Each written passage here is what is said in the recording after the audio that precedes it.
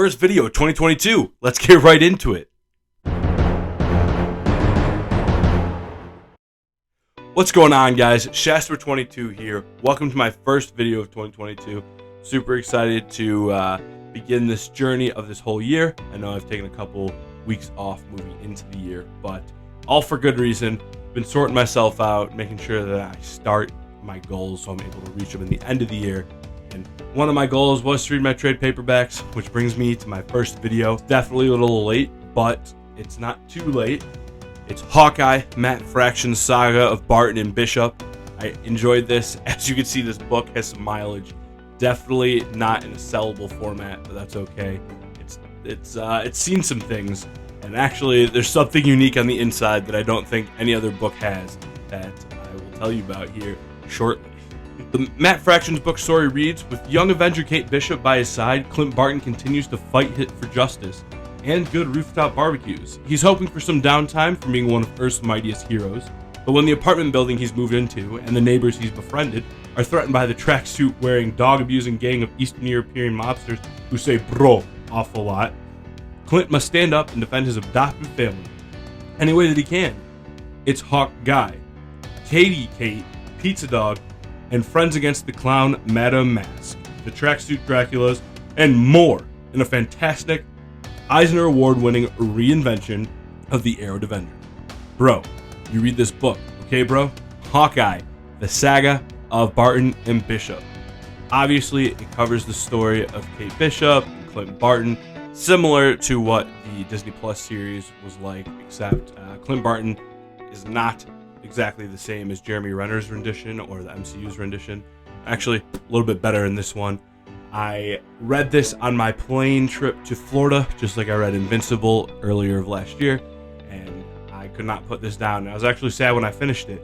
But while on the plane, I realized I didn't have my bookmark, so naturally, I grabbed the closest thing to me and grabbed this baby care barf bag to hold my place in the book. But luckily, I finished it on the flight, so I really didn't need it this much, just when I had to stand up to let people out of my row or that kind of thing. Into the book, the art style is definitely unique. I really liked how it was. It was less words, more art, so it's probably why I wasn't able to put it down or able to stop reading. I don't want to spoil it. That's why I'm flipping from the end to the beginning. No, that kind of doesn't make sense. But the art style was great. The writing on the back of the book kind of gives you a taste of what this book entails. Not a lot to say just about the art, except it's really awesome. The story itself, could not put it down. At one point, it splits off and hopefully gives us a taste of what we're going to see with Haley Seinfeld's Kate Bishop, and she goes off to California to try to find herself. You know, Kate Bishop, the character in the comics, is like, what, a millennial or a young person, so she kind of runs into some issues like that. And Clint Barton is kind of run down, but he's still got it. He's actually not depicted as deaf as he is in the Hawkeye Disney Plus series, but there's a stint of this book.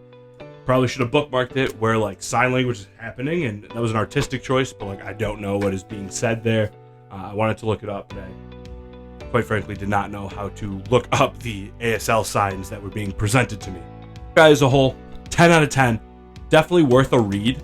If you were to look for something that was similar or to scratch an itch, like I always say on this channel for the Disney Plus series, I'd pick up this Hawkeye, Matt Fraction, Saga, Barton and Bishop.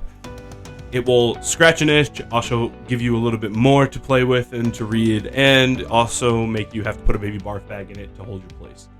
All in all, Hawkeye, phenomenal book to read. This is also my first video of 2022. I decided to put it back in this little couch corner because I was thinking you read on the couch, or at least I read on the couch, so this is my recent reads, and I'll use the other setup for like statues and whatnot comic hauls and things of that nature. Thank you so much for clicking on the first video of 2022. There's more to come. I know that The Boys Season 3 is coming here in June, so I have about 6 books that I need to read through before then. And also, the final piece of my Victory Shawarma Funko Pop is coming in February, so I get to put that together, so stay tuned for that. Other than that, I'm just continuing on reading through all my single issues, my trade paperbacks, the omnibus, everything here. And join me as we continue on. All right. catch you out there.